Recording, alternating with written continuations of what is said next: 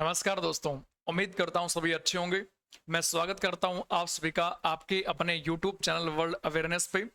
दोस्तों, Delhi police constable exam 2023 के लिए सीरीज हमने स्टार्ट की है, जिसकी आज वीडियो नंबर 2 है।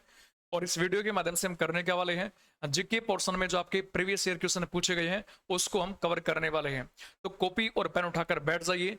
जितनी बातें आपको एक्स्ट्रा बताई जाएगी वो साथ साथ में आपको नोट भी करते चल रहा है। तो चलिए बढ़ते हैं हमारे सबसे पहले क्वेश्चन की तरफ। पहला क्वेश्चन जो आपसे पूछा गया है वो कुछ इस प्रकार है। आपसे पूछा है,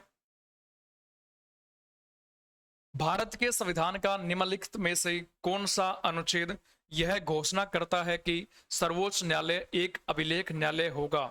बेसिकली हम करते क्या है दोस्तों, हम पॉलिटी सेक्शन को पढ़ रहे हैं, परंतु एक्चुअल में आपका होता क्या है कि आप बोलते तो ये कि पॉलिटी पढ़ रहे हैं, परंतु एक्चुअल में आप संविधान को पढ़ रहे होते हैं। संविधान जो हमारे देश का सबसे बड़ा कानून है, इसको आप पढ़ रहे होते हैं। और कानून है तो इसके अंदर अपने को पढ़ने का है, अपने को सर रूल्स पढ़ने होते हैं। और रूल्स को संविधान के अंदर कहा जाता है क्या? अनुच्छेद। चाहे रूल्स बोल दो, चाहे सेक्शन बोल दो, चाहे अनुच्छेद बोल दो, संविधान के अंदर रूल्स को हम अनुच्छेद कहा करते हैं। तो आपसे अनुच्छेद के बारे में पूछा है। अब सुप्रीम कोर्ट की बात करते हैं, सर्वोच्च न्यायालय, इसको उच्चतम न्यायालय भी कहा जाता है। अब इसके अंदर बेसिकली होता क्या है कि सुप्रीम कोर्ट जो है आपका वो भारत का सबसे बड़ा कोर्ट है और इसकी संख्या भारत में एक है, जो कि दिल्ली के अंदर स्थित है। खैर, सुप्रीम कोर्ट की बात हम किसी और वीडियो में करने वाले हैं।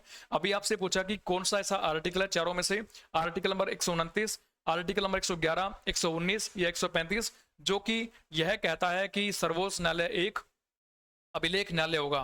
तो यहां पर समझने वाली बात क्या है, अभिलेख न्यायालय क्या होता है?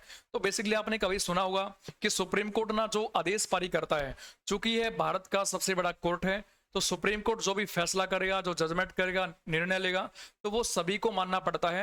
यानी कि सरकार को भी मानना पड़ता है, भारत के प्रत्येक व्यक्ति को भी मानना पड़ता है। और इवन जो इसके नीचे कोर्ट आते हैं, जिसके अंदर हाई कोर्ट है या फिर जो डिस्ट्रिक्ट कोर्ट है या फिर जो अन्य कोर्ट आते हैं, वो मानने पड़ते हैं। तो यहाँ पर बोला गया है कि यदि अवमानना करता है, यदि सुप्रीम कोर्ट कोई अवमानना करता है, या तो उसके आदेशों को मानने से इनकार करता है, या फिर हम कह सकते हैं कि रूल्स तोड़ता है। जैसे सुप्रीम कोर्ट ने कोई बात कही, हाई कोर्ट ने उसको मतलब कि मना कर दिया उसको मानने से, तो यहाँ पर आप कह सकते हैं कि सुप्रीम कोर्ट की अवमानना की गई है। या फिर सुप्रीम कोर्ट के अंदर जो आपके जज होते हैं, यदि आप उनको कुछ बुरा भला कहते हैं या फिर आप सुप्रीम कोर्ट के बारे में कुछ बुरा बोलते हैं, तो आप कह सकते हैं कि यहां पर सुप्रीम कोर्ट की अवमानना की गई है। तो फिर उनके पास में अधिकार होता है दंडित करने का। सुप्रीम कोर्ट के पास में अधिकार होता है पेनल्टी लगाने का या फिर दंडित करने का। तो इसी को बोलते हैं अभिलेख न्यायालय होना। और साथ में जितने भी इसकी जजमेंट वगैरह होती है उसका रिकॉर्ड ये अपने पास में रखता है। इस बात को बोलते हैं कि सुप्रीम कोर्ट एक अभिलेख न्यायालय होता है, वैसे ही हाई कोर्ट भी एक अभिलेख न्यायालय होता है। तो यहाँ पर सुप्रीम कोर्ट के बारे में पूछा है, तो सुप्रीम कोर्ट का जिक्र संविधान के भाग नंबर 5 के अंदर अगर आर्टिकल्स आपसे पूछे तो अनुच्छेद नंबर 124 टू 147, इसके बीच में टोटली सुप्रीम कोर्ट की बात की जाती है। तो इस क्वेश्चन का जो सही उत्तर है वो रहेगा अनुच्छेद नंबर 129, 129। इसके अंदर बोला गया है कि सुप्रीम कोर्ट एक अभिलेख न्यायालय होगा। साथ में एक आर्टिकल और पढ़ लेते हैं। अगर आपसे पूछे कि अनुच्छेद नंबर 111 में क्या है, तो अनुच्छेद नंबर 111 के अंदर राष्ट्रपति की वीटो शक्तियां हैं, राष्ट्रपति की वीटो पावर्स है। वीटो को हिंदी में भी वीटो ही बोलते हैं। और वीटो पावर कितनी है राष्ट्रपति के पास में, तो ये कुल मिला के 3 प्रकार की होती है। अब वीटो पावर का अर्थ क्या बनता है, तो अपने को पता है कि भारत के राष्ट्रपति देश के हेड यानी कि अध्यक्ष होते हैं। अब इसका मतलब क्या है कि देश में यदि पूरे देश के लिए कोई भी कानून बनता है, और पूरे देश के लिए कानून को बनाएगा कौन? सर, ये काम तो संसद का होता है, पार्लियामेंट का होता है। तो पार्लियामेंट एक्चुअल में कानून बनाती कैसे है? पार्लियामेंट अपने अंगों के माध्यम से कानून को पास करती है। अंगों के अंदर कौन आते हैं? एक तो भारत देश के राष्ट्रपति आते हैं, एक आपने सुना हो कभी लोकसभा आती है, और तीसरे अंक की बात करते हैं तो एक राज्यसभा आती है। अब देश में कानून बनते कैसे हैं? अगर आप सुने कि भाई संसद ने कोई कानून पास किया है, तो एक्चुअल में होता क्या है कि या तो लोकसभा या राज्यसभा, इन दोनों में से कोई भी एक सदन पहले बिल को पास करेगा, फिर दूसरा सदन बिल को पास करेगा, और दोनों सदनों से बिल पास होने के बाद में बिल जाता है राष्ट्रपति के पास में, और राष्ट्रपति के पास में पावर होती है क्या? बिल के ऊपर साइन करने की। तो यहां पर कानून बनेगा कैसे कि सबसे पहले एक बिल तैयार होता है, बिल को संसद पास करती है। इसका मतलब क्या है कि बिल को लोकसभा पास करती है, बिल को राज्यसभा पास करती है, और दोनों हाउसेस से पास होने के बाद में बिल जाता है राष्ट्रपति के पास में, और राष्ट्रपति साहब इसके ऊपर अपने साइन करते हैं। जैसे ही इन्होंने अपने साइन किए वैसे ही कानून बन जाता है।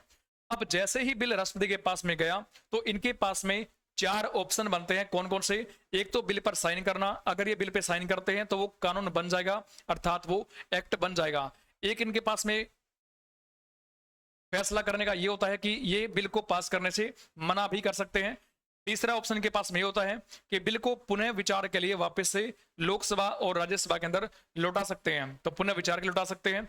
और चौथा ऑप्शन के पास ये बनते हैं कि बिल को पढ़ने के बाद में अपनी पॉकेट के अंदर ये डाल सकते हैं बिल को बिना पास किए। अगर राष्ट्रपति के पास में बिल गया, इन्होंने अपना साइन बिल के ऊपर कर दिया तो बिल कानून बन जाएगा। लेकिन यदि राष्ट्रपति ने बिल को पास करने से मना कर दिया तो उन्होंने एक तरह की वीटो शक्ति का प्रयोग किया है, जिसको बोलते क्या है, जिसको एब्सोल्यूट वीटो कहा जाता है, जिसको एब्सोल्यूट वीटो कहा जाता है। एक्चुअली अपन नॉर्मली बोलते भी है कि भैया अगर कोई बोलते कि ये काम भैया मेरा कर दे, तो हम बोलते क्या है कि एब्सोल्युटली नो, ये काम आपका नहीं करूंगा। तो यदि राष्ट्रपति बिल को पास करने से मना करता है तो उसने किस प्रकार की वीटो शक्ति का प्रयोग किया है? एब्सोल्यूट वीटो का प्रयोग किया है। उसके बाद अगला ऑप्शन क्या बनता है कि राष्ट्रपति के पास में यदि बिल पास होकर जाता है लोकसभा राज्यसभा से, और राष्ट्रपति इस बिल को पढ़ने के बाद में वापस से ही लोकसभा और राज्यसभा के अंदर लौटा दे, किस कारण से भैया? पुनः विचार करने के लिए। यानी कि लोकसभा से राज्यसभा से बिल पास हुआ, राष्ट्रपति के पास पहुंचा, इन्होंने बिल को पढ़ा, पढ़ने के बाद में वापस से ही दोनों सदनों में बिल को लौटा दिया, तो उसको बोलते हैं अपन कि राष्ट्रपति ना तो बिल को पास किया, ना पास करने से मना किया, इन्होंने बिल को पुनः विचार के लिए दोबारा से संसद के अंदर लौटा दिया। तो इन्होंने यूज क्या किया है? इन्होंने सस्पेंसिव वीटो का प्रयोग किया है। इन्होंने सस्पेंसिव वीटो का प्रयोग किया है, यानी बात को सस्पेंस में रख दिया। इसका मतलब क्या है कि बिल को पुनः विचार के लिए वापस से लौटा दिया। और लास्ट ऑप्शन क्या बनता है कि ये बिल को पढ़े के जैसे लोकसभा से राज्यसभा से बिल पास हुआ, पास होने के बाद में राष्ट्रपति के पास पहुंचा, इन्होंने बिल को पढ़ के अपनी पॉकेट में रख लिया, तो उसको हम क्या बोलेंगे कि राष्ट्रपति साहब ने बिल के ऊपर पॉकेट कर दिया, यानी कि पॉकेट वीटो का प्रयोग कर दिया।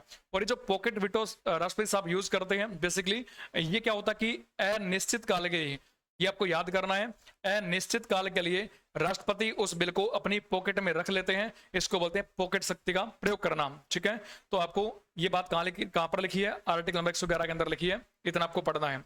Move to the next question.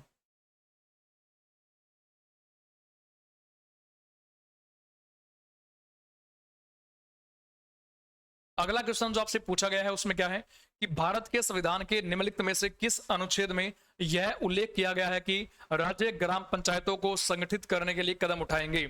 Article number 40, 48, 36 या फिर 34?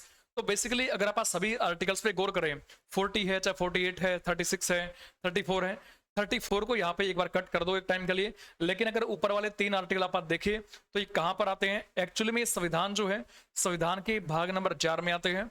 और संविधान के भाग नंबर 4 में जो आर्टिकल्स हम पढ़ते हैं, अनुच्छेद हम पढ़ते हैं, वो 36 से लेकर 51 तक हम पढ़ते हैं।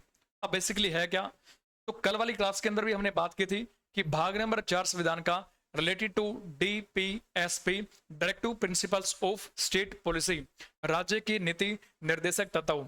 अब डीपीएसपी जो है इसके अंदर बेसिकली होता क्या है, हमारी जो सरकारें होती है, सरकार को हम यहाँ पे राज्य बोलते हैं या फिर आप सरकार लिख देते हैं।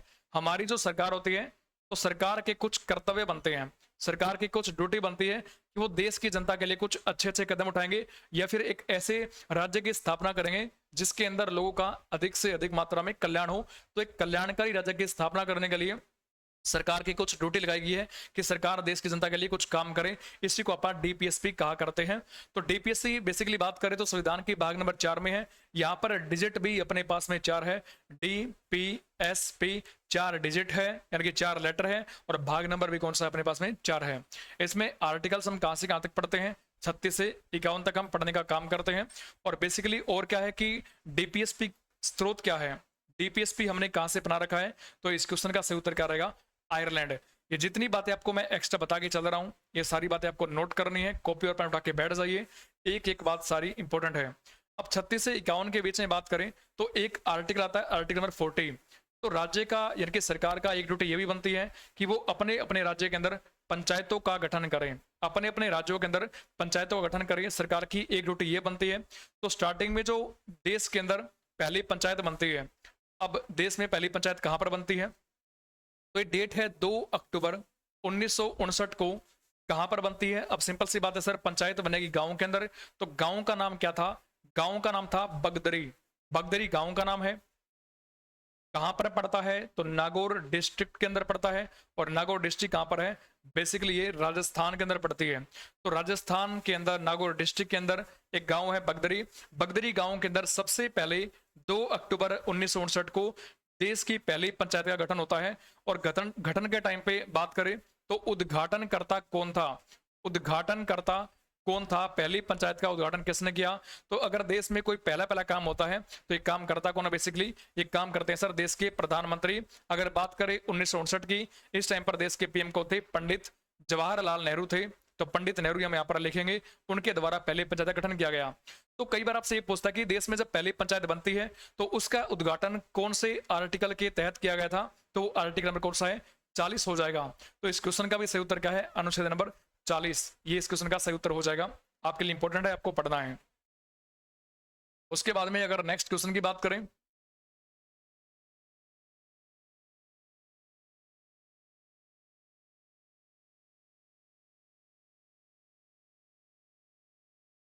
अगला क्वेश्चन काफी आसान पूछा गया आपसे। और आपसे पूछा क्या है? बेसिकली आपसे पूछा है कि निम्नलिखित में से कौन भारत के द्वितीय उपराष्ट्रपति थे? वीवी गिरी, जाकिर हुसैन, बीडी जत्ती या फिर गोपाल स्वरूप पाठक? तो यहां पर उपराष्ट्रपति के बारे में आपसे पूछा है। बेसिकली होते कौन है ये? तो भारत के जो उपराष्ट्रपति होते हैं, ये सबसे पहली बात तो ये कि भारत का सर्वोच्च संवैधानिक पद है ये दूसरे नंबर का। यानी आप कह सकते हैं कि भारत का सर्वोच्च या फिर भारत का दूसरा सर्वोच्च पद होता है।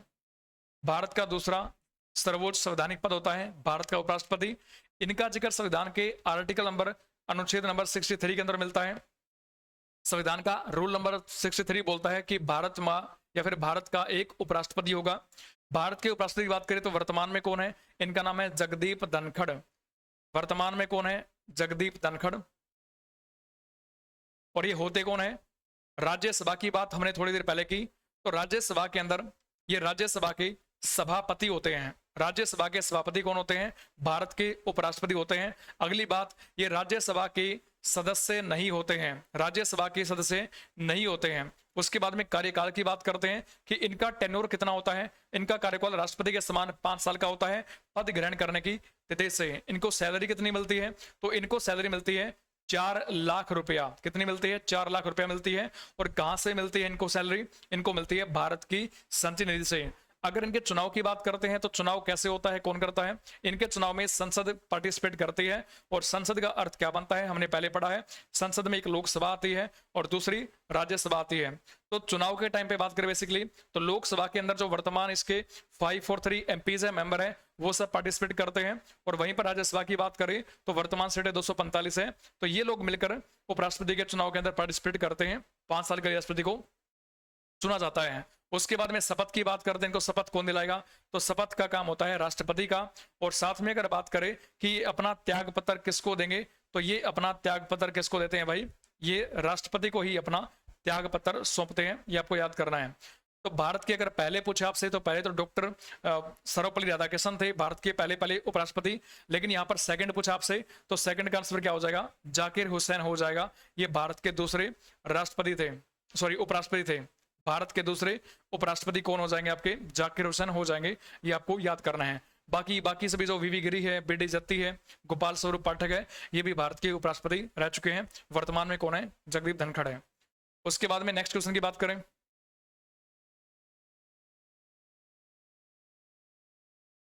1946 में अंतरिम सरकार में रक्षा मंत्री के रूप में निम्नलिखित में से किसे नियुक्त किया गया था? बलदेव सिंह, आसफ अली, सी राजगोपालाचारी या फिर सरदार पटेल? तो 1946 की बात की जा रही है यहां पर। जब भारत की संविधान सभा का गठन होता है उस टाइम पर भारत में एक अंतरिम सरकार यानी कि एक टेम्परेरी सरकार बनती है। अंतरिम को बोलते हैं अस्थायी यानी कि टेम्परेरी। तो इस टेम्परेरी सरकार के अंदर आपसे पूछा कि रक्षा मंत्री किसे नियुक्त किया गया था। अब बात करें रक्षा मंत्री की बेसिकली, तो रक्षा हमारे देश की कौन कर सकता है? या फिर आप घर पे लगाएं कि हमारे घर की रक्षा कौन कर सकता है? तो जो भैया बलवान होगा वही कर पाएगा। तो बलवान कौन है यहाँ पर? बलवान है सर बलदेव सिंह। तो बलदेव सिंह 1946 की जो भारत की टेम्पररी सरकार बनती है उसके अंदर रक्षा मंत्री थे। वहीं पर आसफ अली की बात करते हैं तो ये थे रेल मंत्री। आसफ अली थे रेल मंत्री। सी राजगोपालाचारी की बात करते हैं, ये थे सी से बन जाएगा शिक्षा। सी से बन जाएगा शिक्षा, तो शिक्षा मंत्री थे सी राजगोपालाचारी। सरदार पटेल की बात करते हैं, ये भारत के उस टाइम गृह मंत्री थे, गृह मंत्री थे।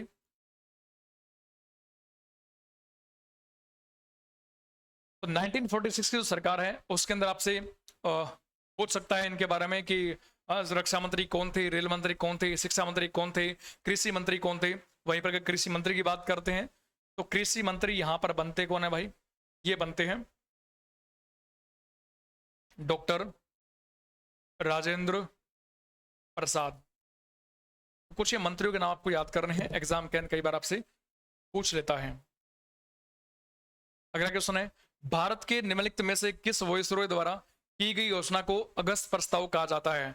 अब अगर बात करें आप अगस्त प्रस्ताव की, तो भाई ये कहां से आता है, ये ब्रिटेन से आता है। और कब आता है, ये अगस्त के महीने में आता है। 8 अगस्त 1940 को अगस्त प्रस्ताव भारत आया। कहां से आता है, ब्रिटेन से आता है।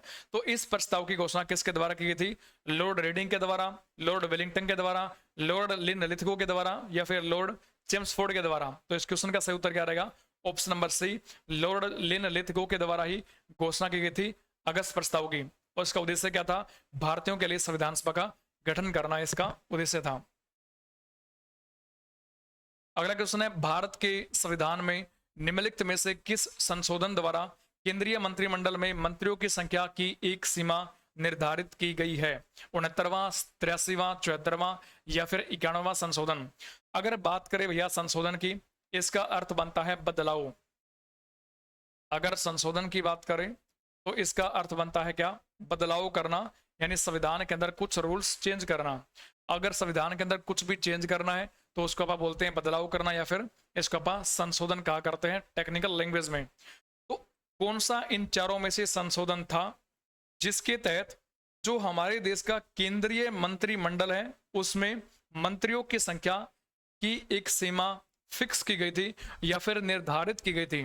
तो केंद्रीय मंत्रिमंडल की बात करते हैं, केंद्र का मतलब सरकार है, जो केंद्र वाली सरकार है उसके अंदर कितने मंत्री होंगे, ये बात आपसे पूछी जा रही है, कितने मंत्री होंगे या फिर मंत्रियों की संख्या कितनी होगी। तो वर्तमान में होता क्या है कि जो लोकसभा होती है, लोकसभा होती है, उस लोकसभा की कुल सीटों का जो 15% होता है और 15% है विद पीएम, ये होती है एक संख्या किसकी, मंत्रियों की।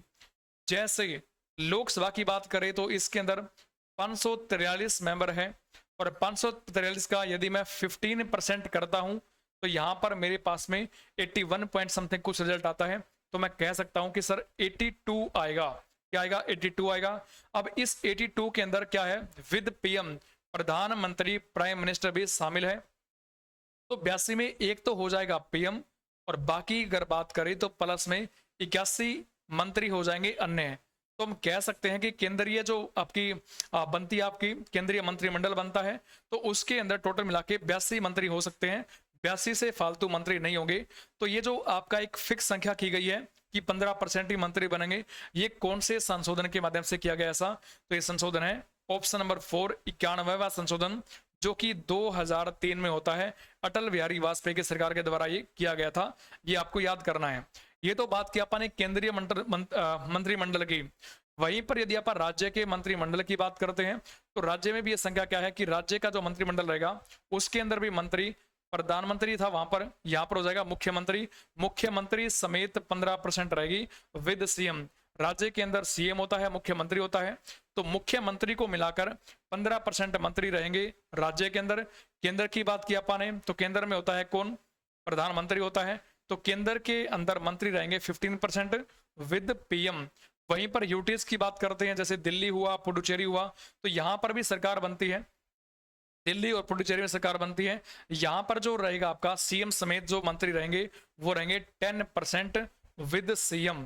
तो आपको याद करना है यहाँ पर क्या याद करना है कि अगर यूटी के बारे में आपसे पूछे, दिल्ली के बारे में पूछे, दिल्ली में सरकार बनती है, पुडुचेरी के बारे में आपसे पूछे, यहाँ पर भी सरकार बनती है, तो यहाँ पर मुख्यमंत्री समेत जो मंत्रिमंडल रहेगा वो 10% रहेगा। वहीं पर यदि आप राज्य और केंद्र की बात करते हैं तो वहां पर रहेगा 15%। ये बात आपको याद करनी, यहाँ से नोट करने वाली बात है। और ये चेंज जो किया गया है ये कौन से संशोधन के माध्यम से किया गया है, ये संशोधन है 91वां संशोधन 2003 के द्वारा। उसके बाद में बात करें तो भारत के संविधान के अनुच्छेद 106 के अनुसार संसद के दोनों सदनों के सदस्यों का वेतन निम्न में से किसके द्वारा निर्धारित किया जाता है? वित्त आयोग के द्वारा, भारत के राष्ट्रपति के द्वारा, संसद के द्वारा, केंद्रीय वित्त मंत्रालय के द्वारा। तो संविधान का जो रूल नंबर 106 है, इसके अकॉर्डिंग पार्लियामेंट के अंदर जो दोनों हाउस होते हैं, यहां पर लिखा है कि पार्लियामेंट के संसद के दोनों सदनों जो कौन कौन से होते हैं, एक सर लोकसभा होता है, एक सर राज्यसभा होता है। तो इसके सदस्यों का वेतन, इसके मेंबर की जो सैलरी होती है, वो कौन फिक्स करता है कि कितनी सैलरी होगी? तो ये काम होता है ऑप्शन नंबर सी, संसद का काम होता है, पार्लियामेंट ही फिक्स करती है। तो बात आपको ये याद करनी है। अच्छा, कल वाली क्लास में अपन ने पढ़ा था वित्त आयोग के बारे में। केंद्रीय वित्त आयोग का जिक्र संविधान की आर्टिकल नंबर 280 के अंदर है। अच्छा, वित्त आयोग का गठन कौन करता है भाई? तो वित्त आयोग का गठन करता है 5 साल के लिए, 5 वर्ष के लिए भारत के जो राष्ट्रपति होते हैं, पी फॉर प्रेसिडेंट, ये गठन करते हैं केंद्रीय वित्त आयोग का। तो केंद्रीय वित्त आयोग काम क्या करता है? इसका काम क्या है? इसका काम होता है कि जो स्टेट है और जो सेंटर है, यानी कि सेंटर एंड जो स्टेट है, राज्य है, केंद्र और राज्यों के बीच में टैक्स का बंटवारा करना, करों का बंटवारा करना, डिस्ट्रीब्यूशन ऑफ टैक्स, ये काम किसका होता है? वित्त आयोग का होता है। ठीक है, तो बात आपको याद करनी है। वर्तमान की बात करें भाई, तो वर्तमान के अंदर 15वां वित्त आयोग चल रहा है। और 15वें वित्त आयोग के अध्यक्ष कौन है बेसिकली? तो इनका नाम है NK Singh, Nand Kishore Singh. Next question, Bharat के संविधान का भाग संसद के संगठन, संरचना, अवधि, अधिकारियों, प्रक्रियाओं, विशेष अधिकारों, शक्तियों आदि से संबंधित है। तो संसद के बारे में कौन सा भाग बोलता है? अब संसद पार्ट होता है केंद्र का, केंद्र वाली सरकार का। तो सिंपल सी बात है, यहाँ पर संसद से, पार्लियामेंट से ही सरकार बनती है आपकी केंद्र वाली। तो केंद्र सरकार का जिक्र है संविधान के भाग नंबर 5 के अंदर, जिसमें हम आर्टिकल्स पढ़ते हैं 52 से लेकर 151 तक पढ़ते हैं। तो इसमें संसद की बात करें तो इनके बीच में जो हमारी पार्लियामेंट है, उसका जिक्र कहां पर है? आर्टिकल नंबर 79 से लेकर और आर्टिकल नंबर 122 तक हम संसद के बारे में पढ़ते हैं, जो कि आर्टिकल नंबर 52 से 151 के बीच में आता है भाग नंबर 5 के अंदर। तो संसद कैसे बनेगी, कैसे गठन होगा, संरचना क्या है इसकी, अवधि क्या है, टाइम पीरियड क्या रहेगा, अधिकारियों के बारे में, इनकी प्रोसीजर के बारे में, इनके पास में कौन कौन से विशेष अधिकार होते हैं, शक्तियां, पावर्स क्या होती है, इसका जिक्र संविधान का भाग नंबर 5 करता है। और अगर संसद के गठन की बात करें कि संसद का गठन कब होता है, तो 1952 के अंदर हमारे देश की वर्तमान संसद बनती है। और पार्लियामेंट का जो संसद भवन है वो पुराने वाला तो बना था 1927 के अंदर, जिसको एडविन लुटियंस और हर्बर्ट बेकर के द्वारा बनाया गया था। लेकिन भवन की बात करें तो एक नया भवन भी अभी बन के तैयार हुआ है। एक नया भवन की बात करें, नया संसद भवन की बात करें, अभी बन के तैयार हुआ था, जिसका उद्घाटन 28 मई कौन सी 2023 वाली भारत देश के प्रधानमंत्री PM नरेंद्र मोदी के द्वारा किया गया था। नए संसद भवन की बात करें तो इसकी जो शेप है, आकृति इसकी, वो कैसी है? ट्रायंगुलर शेप है, यानी कि त्रिभुजाकार है, ट्रायंगुलर शेप है, त्रिभुजाकार है। वहीं पर यदि बात करें कि इसको कितना एरिया कवर करता है, तो नया संसद भवन एरिया कवर करता है 65,000 मीटर स्क्वायर। अगर बात करें कि इसके वास्तुकार कौन है, एक क्वेश्चन एग्जाम के अंदर पूछ सकता है आपसे, नए संसद भवन का वास्तुकार कौन है? तो इनके वास्तुकार है बिमल पटेल। इनका नाम क्या है? बिमल पटेल है। बनाने वाली कंपनी कौन सी है? तो टाटा प्रोजेक्ट के द्वारा इसको बनाया गया है। टाटा प्रोजेक्ट कंपनी के द्वारा नए संसद भवन को बनाया गया है। अगर पूछे डिजाइन को तैयार करने वाली कंपनी कौन सी है, तो वो है HCM planning and management company. ये गुजरात की कंपनी है, इसके द्वारा देश के नए संसद भवन का डिजाइन तैयार किया गया है। अगर नए संसद भवन की बात कर रहे हैं तो इसकी जो हाइट है वो 4 मंजिला इमारत है ये, और इसके अंदर जो लोकसभा की सीटें फिक्स की गई है, लोकसभा की जो सीटें फिक्स की गई है वो है 888 सीटें। वहीं पर राज्यसभा की बात करें 384 सीटें हैं, और लोकसभा के अंदर इस संयुक्त बैठक के लिए यहाँ पर 1272 सीटों का प्रावधान यहाँ पर किया गया है। और लोकसभा के अंदर जो लोकसभा स्पीकर होते हैं, लोकसभा स्पीकर की चेयर के पास में एक सेंगोल स्थापित किया गया है। ये बात भी आपको यहाँ से याद कर लेनी है। भाग नंबर 6 की बात करें, राज्य सरकार के बारे में है। भाग नंबर 3 की बात करें तो ये फंडामेंटल राइट, इनके मौलिक अधिकारों के बारे में है। भाग नंबर 7 की बात करते हैं तो इसको अभी समाप्त कर दिया गया है, यानी कि 1956 में इसको समाप्त कर दिया। समिति भारत में चुनाव सुधारों से संबंधित है। तो अब कुछ भी इलेक्शन के अंदर चेंज करते हैं, सुधार करते हैं, तो उनसे रिलेटेड कौन सी समितियां हैं इनमें से? इंद्रजीत गुप्ता समिति, कोठारी समिति, बलवंत राय मेहता समिति या फिर बिमल जालान समिति। तो इस क्वेश्चन का सही उत्तर क्या रहेगा? इंद्रजीत गुप्ता समिति हो जाएगा। चुनाव सुधारों से संबंधित कौन सी है? इंद्रजीत गुप्ता समिति हो जाएगी। अब बेसिकली बात करते हैं तो एक समिति आई थी तारकुंडे समिति, ये काफी इंपॉर्टेंट है। तारकुंडे समिति, इसने क्या किया गया था? इसके द्वारा ही संविधान के अंदर एक 61वां संशोधन हुआ था जो कि 1989 में हुआ था। और इसके माध्यम से किया गया कि जो वोट डालने की उम्र है, जो वोट डालने की उम्र है, एज है, वोट एज है, उसको 21 वर्ष से घटाकर कितना किया गया था? 18 वर्ष किया गया था। तो कई बार आपसे पूछता है कि 21 वर्ष से घटाकर 18 वर्ष जो वोट डालने की उम्र की गई थी वो कौन से संशोधन के माध्यम से की गई थी? वो है 61वां संशोधन 1989 का। वहीं पर यदि आपसे पूछे कि वोट डालने की उम्र 21 वर्ष से घटाकर 18 वर्ष की गई, वो कौन सी समिति के तहत की गई? तो समिति का नाम है तारकुंडे समिति। ये आपको पढ़ना है, याद करना है, ठीक है, इंपॉर्टेंट एग्जाम के लिए। एक है दिनेश गोस्वामी समिति, दिनेश गोस्वामी समिति, ये भी चुनाव सुधारों से ही संबंधित है। एक है के संथानम समिति, के संथानम समिति, ये भी है आपकी चुनाव सुधारों से ही संबंधित, तो ये भी आपको याद करना है। दिनेश गोस्वामी समिति ने यह बोला था कि भाई चुनाव के अंदर पारदर्शिता लाने के लिए या फिर धांधली से बचने के लिए आपको ईवीएम मशीन का प्रयोग करना चाहिए, यानी कि इलेक्ट्रॉनिक वोटिंग मशीन का प्रयोग आपको करना चाहिए। तो आज वर्तमान आपको पता भी है कि इलेक्ट्रॉनिक वोटिंग मशीन का प्रयोग चुनाव के टाइम पर किया जाता है। और ये सबसे पहले अगर बात करें कि सर्वप्रथम कहां पर किया गया था इसका प्रयोग, तो सबसे पहले सर्वप्रथम इसका प्रयोग 1982 के अंदर केरल राज्य की विधानसभा चुनाव के अंदर, केरल राज्य की विधानसभा चुनाव के अंदर इसका प्रयोग किया गया था। किसका? ईवीएम मशीन का। ईवीएम के साथ में एक मशीन और अटैच होती है जिसका नाम क्या होता है? वीवी पैट मशीन, यानी कि voter verified paper audit trial machine. ये चुनाव के टाइम पर पारदर्शिता लाने के लिए इस मशीन का प्रयोग किया जाता है जो कि ईवीएम मशीन के साथ में अटैच होती है। चुनाव के टाइम पर आप वोट देने जाते हो तो आपने देखा है कि जिसके ऊपर आप बटन दबाते हो, प्रेस करते हो, वो तो आपकी ईवीएम मशीन होती है। और बटन प्रेस करने के बाद की बात करें तो आपको एक छोटी सी स्क्रीन दिखती है जिसके अंदर ये दिखाता है कि आपने कौन से कैंडिडेट को वोट किया है, किस उम्मीदवार को आपने वोट डाला है। तो 7 सेकंड तक एक पर्ची आपके सामने आती है।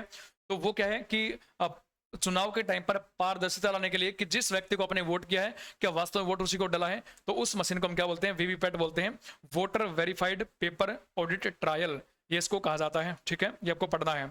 उसके अलावा अगर बात करें तो भारत के अंदर महिलाओं को वोटिंग राइट्स कब दिया गया? तो भारत में महिलाओं को सर्वप्रथम 1926 के अंदर वोटिंग राइट्स दिया गया था, ये बात आपको याद करना है। और पूरे वर्ल्ड की बात करते हैं तो न्यूजीलैंड पहला देश बनता है जिसने महिलाओं को चुनाव के अंदर वोटिंग राइट्स दिए थे, तो न्यूजीलैंड वो प्रथम कंट्री बनता है। वहीं पर अगर बात करें आप 25 जनवरी की, तो इस दिन आप क्या मनाते हैं? राष्ट्रीय मतदाता दिवस मनाया करते हैं 25 जनवरी को, ये भी आपको याद करना है, इंपॉर्टेंट है एग्जाम के हिसाब से। आगे बढ़ते हैं। अगस्त 2020 तक प्राप्त जानकारी के अनुसार निम्नलिखित में से कौन राज्यसभा के लिए पदस्थ मनोनीत सदस्य नहीं है? तो अगस्त 2020 के बारे में से पूछ रखा है और राज्यसभा के अंदर पदस्थ मनोनीत मेंबर नहीं है। अब ये मनोनीत मेंबर का अर्थ क्या बनता है इसके बारे में जान लेते हैं। भाई संसद के अंदर हमने थोड़ी देर पहले पढ़ा कि पार्लियामेंट के अंदर 2 हाउस होते हैं, एक का नाम लोकसभा है जबकि दूसरे का नाम राज्यसभा होता है। तो अब को पढ़ना क्या है? अपने को राज्यसभा के बारे में पढ़ना है। अब राज्यसभा के अंदर जो सीटें होती हैं, अगर टोटल सीटों की बात करें तो वो संख्या होती है 250 यानी कि 250। वहीं पर यदि बात करें वर्तमान सीटों की फिलहाल कितने सीटें हैं तो उनकी संख्या है कितनी? 245। 245 सीटों की बात करें तो इनमें से 245 में से जो 12 सीटें होती है वो कैसी होती है? मनोनीत होती है। किसके द्वारा? भारत के राष्ट्रपति के द्वारा मनोनीत सीटें होती है, यानी कि इन सीटों पर चुनाव नहीं होता है। तो चुनाव फिर किसका होता है? बची हुई जो 233 सीटें हैं इनके ऊपर ही बेसिकली चुनाव होता है, लेकिन 12 सीटें राष्ट्रपति के द्वारा नॉमिनेट की जाती है, मनोनीत की जाती है। और ये मेंबर कौन से होते हैं? 12, जिनका कला के अंदर, साहित्य के अंदर, विज्ञान के अंदर, सामाजिक सेवा के अंदर अच्छा प्रदर्शन रहा हो। तो ऐसे किसी 12 मेंबर को, या फिर इनके अलावा कुछ और भी हो सकते हैं, जैसे खेल की बात करते हैं या फिर कोई भी आपका एक ऐसा क्षेत्र हो सकता है जिसके अंदर भारत के किसी व्यक्ति ने बहुत ही अच्छा प्रदर्शन किया हो। तो ऐसे किन्हीं 12 मेंबर को राष्ट्रपति के द्वारा राज्यसभा के लिए नॉमिनेट किया जाता है, मनोनीत किया जाता है। उनका किसी प्रकार का कोई चुनाव नहीं होता है, ठीक है। तो इनमें से कौन नहीं है? देखिए सुब्रमण्यम स्वामी की बात करते हैं तो ये भी मनोनीत रह चुके हैं।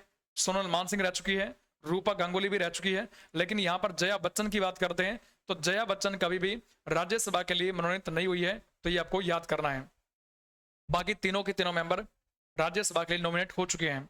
जैसे वर्तमान में बात करते हैं तो आपने नाम सुना होगा पीटी उषा का, उड़न परी धावक पीटी उषा का आपने नाम सुना होगा।